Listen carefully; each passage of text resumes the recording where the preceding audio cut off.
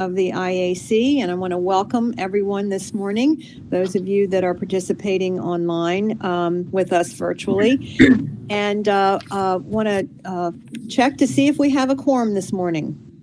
Yeah, Madam Chair, everyone is here except Senator Lala. She may join by phone. She has not yet. All right, wonderful. Okay, well, let's begin. Do we have any public comment today? No public comment. All right, then we'll move right into the consent agenda, and I will entertain a motion to approve the consent agenda. Motion so moved. Do I have a second? Second. All right, we have a motion and a second. All in favor, please show or say aye. Aye. Aye. Aye. Anyone abstain? Any opposed? Motion carries unanimously. Thank you so much. And Madam Chair, I heard Senator Lala, so she has joined us by phone as well. Wonderful. Good morning, Senator. Good to hear your voice. Thank you. Good morning. All right. So Arabia, you're up, Ms. Davis, to talk about the funding programs for the ASP report. This can be found on pages 13 through 24 of your agenda today. Good morning. This will be a quick update on the annual distribution of funding through the Aging Schools program. The program was established in 1997 to address the various deficiencies or needs found in existing school buildings. In FY 2020, a total of 96 projects were received from 22 LEAs, of which 34 were approved, 1 was withdrawn, and 1 was denied because the project failed to meet the 15-year requirement. A total of $7.3 million was available for allocation. To date, $314,000 has been expended. For the current FY 2021 program, a total of 27 projects were received from 8 LEAs and all were approved. The total allocation is $6.5 million, of which $1.3 million has been allocated. None of the funds for these projects have been expended to date. Project types range from playground equipment, fire safety, to air conditioning replacement, just to name a few. All contracted funds are required to be expended and reimbursed within 6 months following the end of the fiscal year in which the funds were allocated, unless an extension is requested and approved. Uncontracted funds are generally held in reserve for the LEA. I'm available for questions. Questions for Arabia on this report? All right, thank you very much. Thank you. Thank you, Arabia. Next, we'll move on to the introduction to fiscal sustainability revisions with Cassandra, our program support administrator. This can be found on pages 25 through 32 in your agenda today. Cassandra, good morning. Good morning, Madam Chair and members of the Commission. In August, we brought you the first draft of this document. And since then, we've incorporated several revisions that were submitted by you and your members, which you can find as track changes within this document. So we wanted to lay out all of the revisions that were made. I'm going to take you to 2 different pages of the document. The first is page 1, which is page 27 of the PDF. And you'll see that we have changed the title of the header to be more descriptive of what this section's really talking about. And we have also struck a sentence in the second paragraph. This is the only change you're going to see on this page. And then I would take you to page 5 of the document, which is page 31 of the PDF. And you're going to see a number of changes in that last paragraph before the bibliography. As I said, all of these changes were submitted by members. We don't need a formal approval of this item since it's just educational material, but we did want to bring this back to you for a final look before we finalize and publish the item, hopefully tomorrow. So I can stand for questions or take any additional revisions that you might want to offer at this time. Does anyone have any additional revisions or suggestions?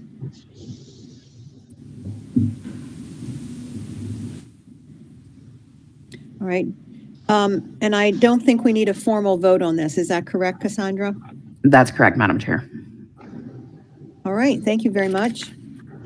Now we'll move on to section 4 of our agenda, which is found on pages 33 through 45.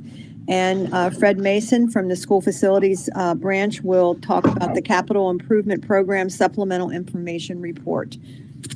Good morning, Good Fred. morning, Superintendent Salmon and members of the commission. This is an informational item, doesn't require any action.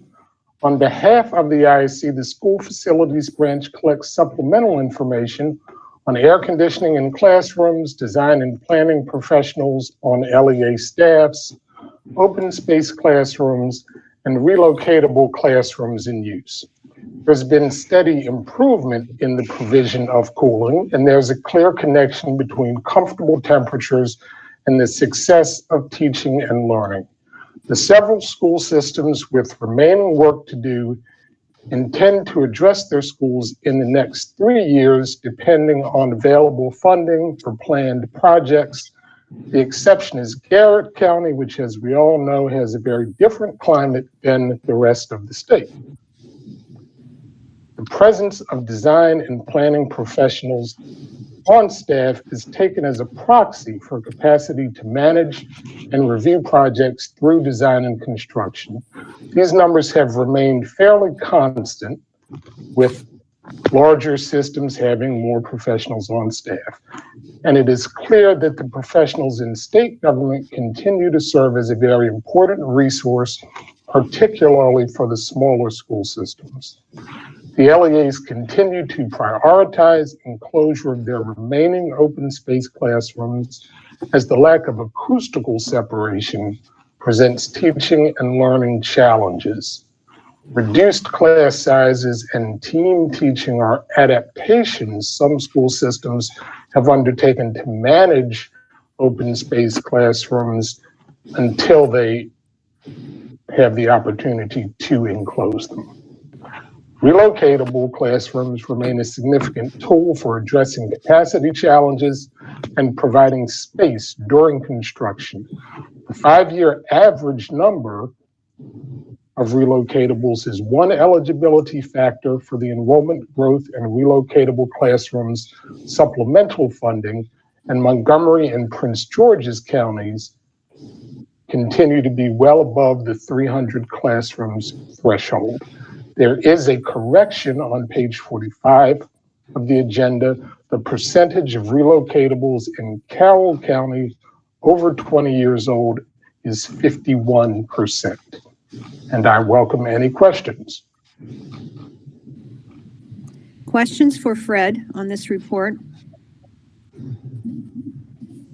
I actually have one, Fred. Do we know why we don't see any, the consistency of the number of relocatables is pretty stable in Montgomery and PG. Do we see any trend, downward trend in the future? I mean, this seems like we have, consistently high numbers of these. We do, and in Montgomery, it's they can't build bricks and mortar fast enough to keep up with their enrollment growth. So that explains the consistency in Montgomery County. In Prince George's, they have very uneven growth, with growth in the more northern portion of the county, stability or slight decline in the southern portion of the county. So to manage the capacity challenges in the portion with growth, their relocatable numbers remain high as well. Do they tend to move, since it is uneven, do they tend to move those where they need them at the next site? I know that you can do that. I mean, there's a lot of cost to that, but I'm just curious. For construction projects, they do. Okay. And a lot of these are locally owned relocatables. Right. Got it. All right. Thank you, Fred. Appreciate your report. Any other questions for Fred? I don't have a question, but just a comment. Linda Eberhardt. Right. I was very pleased to see the section about open space schools, and that those schools can use state funds for renovation. as a teacher who taught in an open space school for 5 years back in 1970, and hearing still today from many teachers that this concept is not appropriate for all students. I'm just very pleased that the state is tracking the number of open space schools that exist in this state. Thank you very much. Thank you, Linda. And I was right there with you. I was an assistant principal in an open space school, and we spent a lot of time moving bookshelves and book cases that were on wheels around so we could block off the rooms a bit. But I have a lot of good stories we can share next time we get together. Secretary Churchill. Yes, and I was a product of education in an open space school in Anne Arundel County at one time. I've lived that, but it's a very good report. Actually, all the reports that have been presented today have been very good. I only have one clarification, and I want Baltimore City to not have information reflected, but on page 33, at least on my copy, the obscures the Baltimore City student enrollment numbers. And Fred, if you'll just send me what those are, just as a clarification. But otherwise, Okay. Yes. good. Thank you. Yes, we can send those out to everybody. Thanks for bringing that up, Secretary. Other comments or questions for Fred? Okay, thank you very much, Fred. Now we'll move on to section 5 of our agenda, which is the Baltimore City HVAC project allocation adjustment. And Jamie Bridges, our Baltimore City project manager, is here to present. Good morning, Jamie. Good morning, Chair and members of the Commission. Before you to present item number 5, that is an approval of Baltimore City extra $15 million for HVAC project allocation adjustments, and you can find that item on page 46. I will introduce the item, provide some background, and your questions. So for some background, the 2018 capital budget bill included a $15 million appropriation for heating, ventilation, and air conditioning improvements in Baltimore City. In order to expedite the projects, at its meeting on August 30, the IAC 2018, the IAC waived the applicability of certain COMAR provisions, including the eligibility of design, the match, and the eligibility of systems or facilities that have been upgraded or renovated within 15 years. Provision to allow for adjustments to be made to each of the E15 HVAC projects was made and was expected to be utilized because Baltimore City, in order to expedite the projects, would have to compress the planning phase for all the projects. And at its meeting on February 12, 2019, the IAC delegated the authority to modify or adjust the allocations to the IAC so long as the adjusted allocation is within 25% of the original allocation. The total of all allocations does not exceed $15 million. Baltimore City has requested see attached the allocation adjustments for 3 projects. IAC approval is required for all 3 of them because based on the 25% threshold. All adjustments are shown in the table. Approval of this request will leave the total available for future allocation to $0, and staff does recommend this request. I'll stand for any questions. Questions for Jamie on this request? Dick? Thank you, Madam Chair. The Benjamin Franklin building has a current allocation of $650,000, an adjustment of $650,000.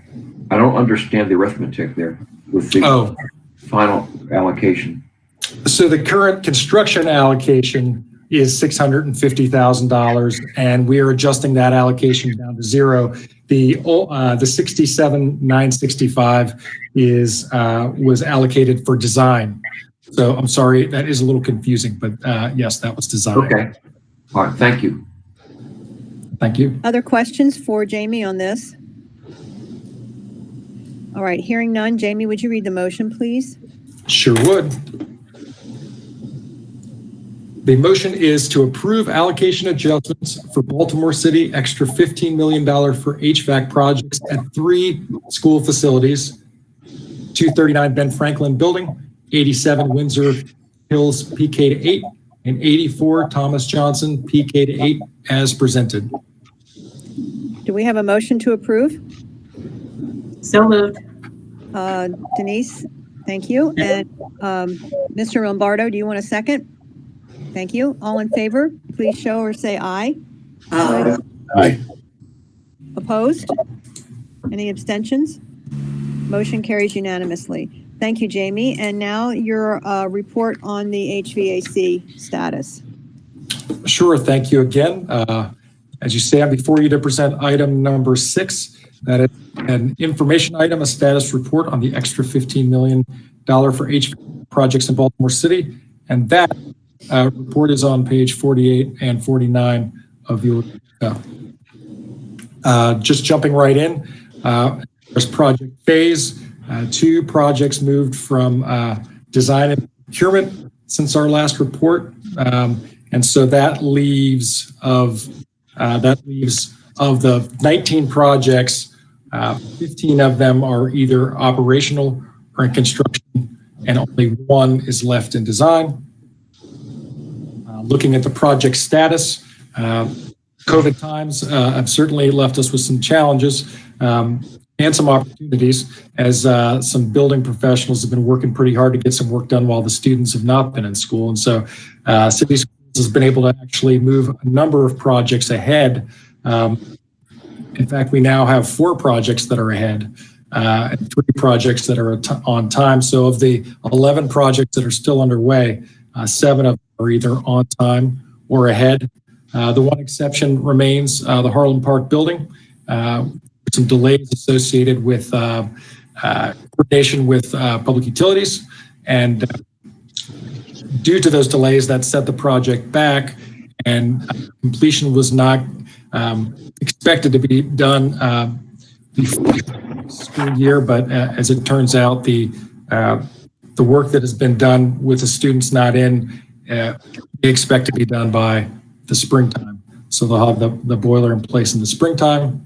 As far as contract status goes, currently we have about $14.67 million allocated. After this meeting, that will be all $15 million. At this time, design contracts total about $1.2 million, construction contracts about $9.054. So a total of $10.3 million under contract. That's about 70%. And this time we now have $3.5 million expended. So we're up around 24% on expenditures. So I guess the report is moving along. I stand for questions. Questions for Jamie? Madam Chair? Yes, Secretary. And again, it's always good to see the great progress. I remember when this first started out in terms of funding and identification. Again, good report. Will you be updating the dates? Because I was going to ask about Harlan Park. It's noted at being completed by the end of the year. So you're going to update the completion dates on the chart for the next time? Yes, I will. Okay, thank you. Sure. Other questions?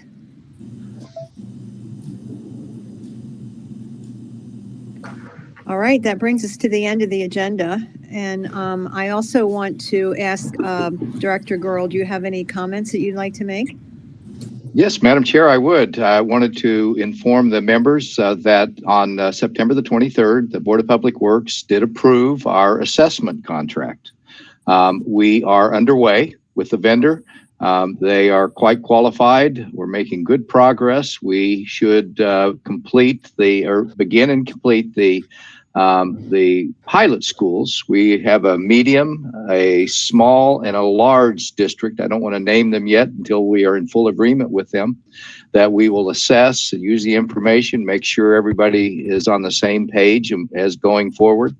And we should be, if everything goes as planned, we will be about 50% complete with the visitation and assessment of the schools by the end of March.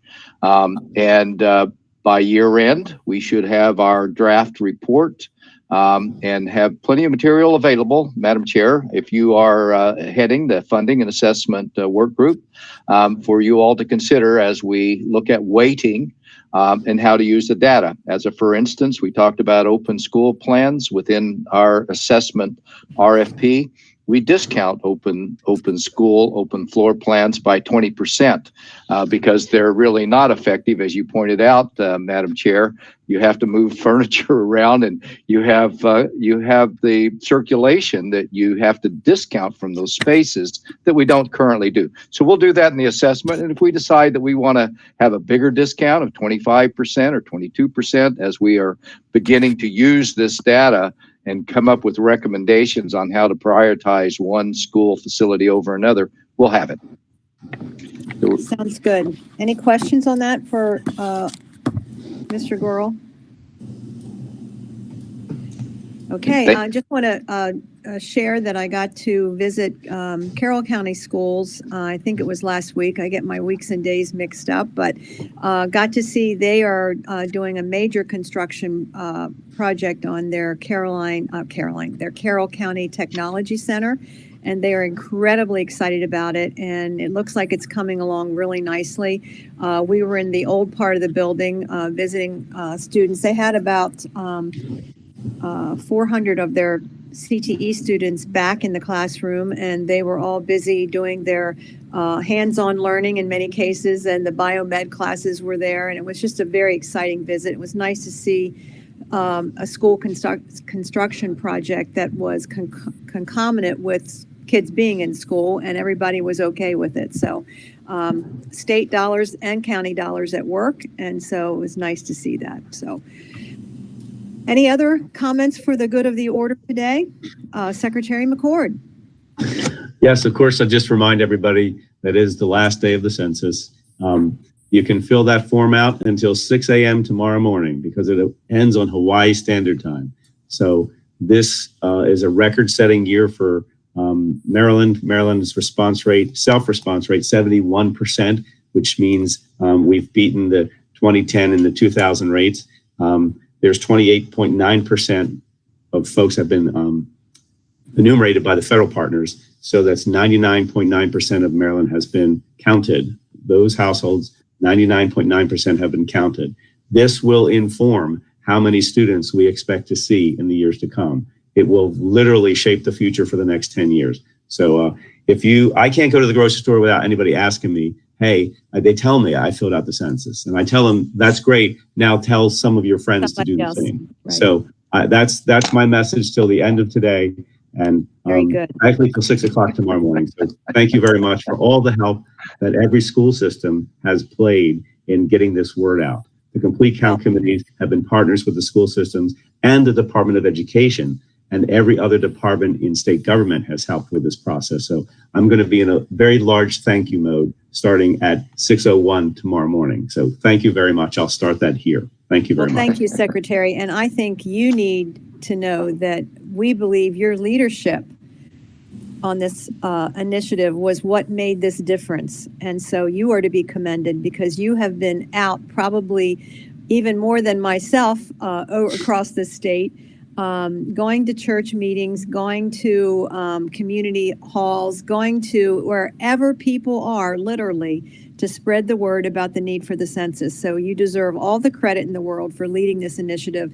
And I know at times it's been daunting, but you have done an excellent job, and we're very proud of your work. So thank you. I appreciate that. Thank you very much. You're good. All right. So thank you, everybody, and thank you for your leadership and support of our IAC, and we will see you next month, if not before, in other meetings. So take care. Please continue to wash your hands and social distance. Bye. Thank you, Madam Chair, members. Bye-bye. Bye-bye. Thank you very much.